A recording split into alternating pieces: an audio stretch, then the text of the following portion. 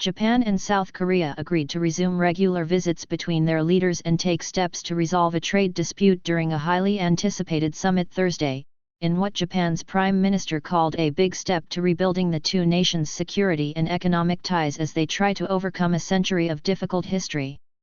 The summit could revise the strategic map of Northeast Asia. The two United States allies, who have long often been at odds over their history, are seeking to form a united front, driven by shared concerns about a restive North Korea and a more powerful China. Japanese Prime Minister Fumio Kishida and South Korean President Yoon Suk-yeol both stressed the importance of improved ties as they opened Thursday's summit, hours after a North Korean missile launch and encounters between Japanese and Chinese vessels in disputed waters.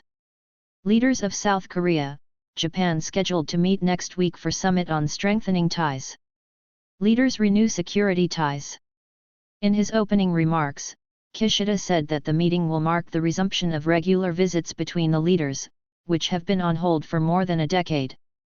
He told a joint news conference that the countries had agreed to resume defense dialogue and vice-ministerial strategic talks, while also restarting a process of trilateral communication among Japan, South Korea, and China. Cherry blossoms just started blooming in Tokyo this week, and after a long winter season, in terms of our bilateral relations, Japan is now able to welcome the President of South Korea for the first time in 12 years, Kishida said. Yoon said Thursday's meeting has special significance as it shows the people of both countries that South Korea-Japan relations are off to a new beginning after being plagued by various issues. He added that the two countries that share same democratic values are partners that must cooperate on security, economic issues, and global agendas. The ever-escalating threat of North Korea's nuclear missile program poses a huge threat to peace and stability not only in East Asia but also to the broader international community, Yoon said. South Korea and Japan need to work closely together and in solidarity to wisely counter the threat. South Korea's interests are not zero-sum with Japan's interests, Yoon said. Better bilateral relations would greatly help both countries deal with their security crises. The two leaders agreed to increase cooperation in areas such as security, economy, and people-to-people exchanges, Yoon said. Washington appears to have worked intensively to bring about the summit. U.S. Ambassador to Japan Rahm Emanuel said his country and its two allies had about 40 trilateral meetings and he thinks cooperation in the process helped to build up trust. South Korea, Japan reached deal to restore trade ties. Hours before the summit began, South Korean Trade Minister Lee Chong-yang said that Japan had agreed to lift export controls on South Korea following talks this week, and that South Korea will withdraw its complaint to the World Trade Organization once the curbs are removed. Japan and South Korea have long had disputes over the 1910 to 1945 Japanese colonization of the Korean peninsula and atrocities during World War II, which included forced prostitution of comfort women for Japanese soldiers, and territorial disputes over a cluster of islands. Ties reached a nadir when the South Korean Supreme Court ordered Japanese companies to pay compensation to Korean victims or bereaved relatives in 2018, and Japan imposed trade sanctions on South Korea shortly after. The Japanese Economy, Trade, and Industry Ministry said it acknowledged improvement in South Korea export controls during the talks and that as a result of Seoul's decision to drop the WTO case, Japan decided to drop restrictions against South Korea and restore the country to the status it had before July 2019. Japanese export controls had covered fluorinated polyimides, which are used in OLED screens for TVs and smartphones, and photoresist, and hydrogen fluoride, used for making semiconductors. Lee's ministry said the countries will continue to discuss restoring each other to preferred trade status. The two countries also agreed to begin regular dialogues on economic security, according to Kishida. Region in flux as Washington, Beijing tussle for influence.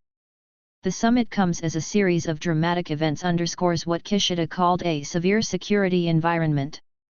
Kishida also said Japan and South Korea had agreed to resume defense dialogue and vice-ministerial strategic talks, while also restarting a process of trilateral communication among Japan, South Korea, and China. Washington will welcome better Japan-South Korea ties, as feuding over historical issues has undermined a U.S. push to reinforce its alliances in Asia. The three countries began joint anti-submarine warfare drills Thursday, joined by Canada and India. North Korean launched a missile early Thursday, just before Yoon departed for Tokyo. The intercontinental ballistic missile was launched on a steep trajectory to avoid other countries' territory and fell into open waters off Japan's northern island of Hokkaido. It was likely intended to send a message both about the summit and the joint military exercises. China's dispute with Japan over tiny islands in the East China Sea also heated up as both sides accused the other of violating their maritime territory Thursday. The summit follows a series of Chinese diplomatic successes in regions traditionally seen as more influenced by the U.S. Honduras announced Wednesday that it would end diplomatic recognition of Taiwan in favor of China, marking progress in Beijing's efforts to isolate the autonomously governed island, while last week Saudi Arabia and Iran announced a surprise deal to renew diplomatic ties brokered by China. Dinner, business talks follow summit. Kishida and Yoon were to have dinner and informal talks after the summit, according to Kishida's office. Media reports said Kishida will host a two-part dinner, sukiyaki beef stew at one restaurant, then a rice, or rice topped with omelette, reportedly Yoon's favorite dish, at another. Yoon faces criticism at home from people who say he compromised too much, and rallies in Seoul opposing the deal were attended by a few dozen people. After his arrival Thursday, Yoon attended a reception hosted by the Korean Residents Union in Japan.